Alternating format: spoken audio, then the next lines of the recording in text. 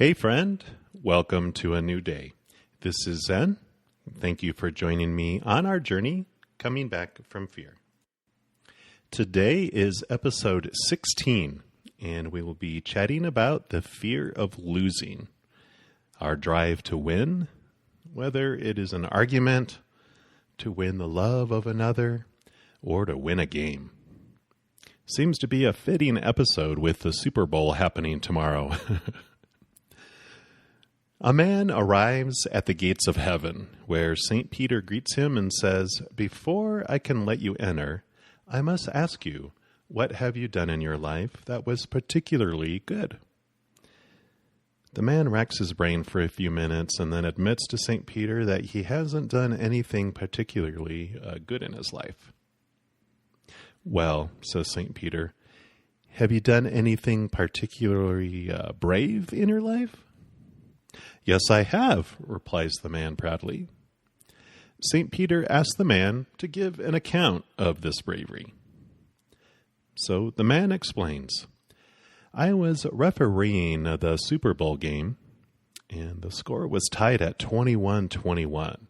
There was only one more minute of play left to go in the second half when I awarded a penalty against one of the teams." "Yes," responded St. Peter, "I agree. That was a real act of bravery. Can you perhaps tell me when this took place?" "Certainly," the man replied, "about 3 minutes ago."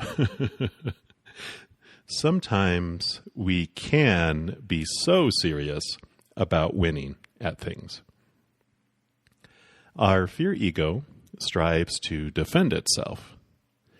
Not winning. What does that mean about us? Our fear ego will tell us it means a whole lot. It will even tell us that our very existence depends on it. The fear ego creates a long list of requirements for our lovability and our acceptability, and they must be met in any circumstance. In order for us to be at peace when we are in our fear ego, we would need to have everything always go the way we think they are supposed to go. So this means we will play dirty in order to win. "What? We made a mistake? Surely you are delusional. Let me explain to you who really made the mistake and how blameless and perfect I really am." Does that sound familiar? If we made a mistake, then we are a failure. That is what the black and white thinking of the fear ego tells us. We have to believe this in order to have a judgmental mind, in order to compare and seek to know if we are meeting all those conditional requirements of love. Our fear ego loves to compare. It is its job. We hired it to give us the experience of feeling like a failure, fearing being alone, being laughed at, being yelled at, disappointing others. Oh, so many delicious emotions. We can't get those back home, so we spoil ourselves with all these fatty foods here. Defensiveness. It is a big indicator that we are walking in the fear ego and not in unconditional love. Not that this is wrong. My friendly reminder to us all that we are here to experience the uncomfortable emotions of fear, and this includes that defensiveness, and the anger, and the tantrums, and the fighting that will come from all that fear that we have. Whenever we are in fear, we will experience the fight or the flight.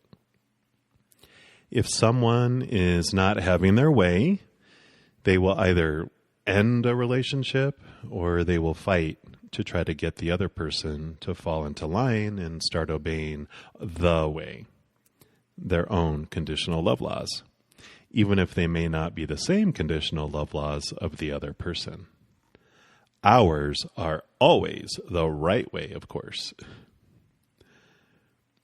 We defend our way and we will do our best to try to make everyone else and the world fall into line. It is for their own good. We want them to be right, too, and not have to face being rejected for not meeting up to our expectations. We need to win, win, win, because we don't want to be anywhere near the bottom. Because if we are below number 1, that means we are less. Less means we are not as worthy, which our minds simply simplify down to a phrase that we are not worthy at all. It thinks ahead, knowing that if it came down to someone choosing between number 1 and number 2, and I am number 2, they will choose number 1. Who wouldn't? So fear sets in and the battle begins. Join me or die. Life was so peaceful before we started judging and taking sides. If you have a favorite sports team, can you remember what it was like before you got into sports and chose a team? We were oblivious that games were even being played and were not impacted at all if they were winning or losing the game. If your team didn't make it into the Super Bowl, do you care about who wins? Well, you might be forced to choose a side to root for if you attend a Super Bowl party.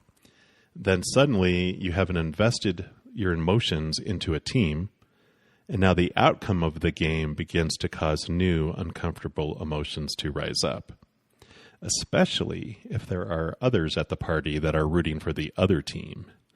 Uh-oh. Try to imagine this. We suddenly discover that there is a new sport being played called Labtoof. That's football spelled backwards. We find out that every city has a team, even our own city. Well, we might feel a little obligated that we need to root for our own city's team, especially as our neighbors and local news and everyone is getting behind the team, wearing their jerseys and team colors, yada, yada, yada. Now we start to care about if we are winning and losing because everyone is chatting about it on Facebook, bragging about how well their local team is doing. And of course, they start to defend their record by putting down other teams who aren't doing so well. Friendly competition or friendly comparison? Judge, judge, judge. We were all fine before we started up this new game, and we might have even felt pretty good about ourselves. Now we find out that our team is almost last in the nation, and we start to feel like we are less than others in the other cities. We might start to pick apart the other teams, talking about how they cheat or that their city is wealthier and can afford the good players, and more excuses to defend ourselves. Because we must. Maybe we could even win at being the meanest city that badmouths the other teams the best. Woohoo! We really don't care until we feel we need to choose a side. I'll say that again. We really don't care until we feel we need to choose a side. The same thing happens across the world, whether it has to do with having the winning political party, the winning religion, the winning country. If we were able to strip everyone of all their possessions and skin and put us all on the other planet as equals, it would only be a matter of time before the judging and comparison began again. It is why we are here, to contrast unconditional love next to conditional love. We can't escape it. We are surrounded by conditional love. It's everywhere. And thank goodness. We want to get as much of it as we can while we are here. We gobble up all these conditional love laws and all the uncomfortable emotions we experience because of them. Eventually, we do want to wake up, and when it becomes too much disappointment and too uncomfortable, Disappointment will turn us inward, where we find unconditional love again and enjoy a moment of peace. Then we head out again to battle and defend and try to control the world. Woohoo! Imagine this world as a large online game. We create a character, choosing our hair color, our eye color, body type, clothes, and we begin to build a home and add possessions and weapons. We begin our journey deeper into the game and wander outside our territory. We begin fighting other characters, trying to win more and more and more, and try to have people join our cause so we can battle with bigger armies and win over them as well. We get involved in the game. Our emotions become obsessed with the game. We might even throw things across the room when we lose, or at least let a cuss word or a dozen flow out of our mouths. Or even think of it as something like online poker, where you're playing with what's called play money. It's not real. We can't spend it. When we shut off the game, everything is gone. It isn't real. This life is like that. These characters we are playing are all created by ourselves. We act the way we want to act for the game. It isn't who any of us really are. It's just a game. If we get too stressed out in the game, we can try to remember it's just imagination. It's just a movie. This isn't reality. Reality will come when we turn off this game. We can feel bad for those that lose their life here, but they are probably glad they can go do something different. Imagine playing the same game for 50, 60, 70, 120 years. Lordy! And all we take with us is the experience. All that stuff we stocked up on, all those points we made, well, it's not real. It's just imaginary. When we realize this, we can see how silly this life can be. We stop taking things so seriously. We laugh a lot more and have a lot more fun not worrying about the outcome of the game.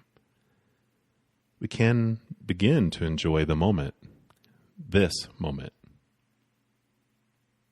Next time you feel that defensiveness rise up inside you, or you have the urge to win, try taking a deep breath. Think about what it is that you are fearing.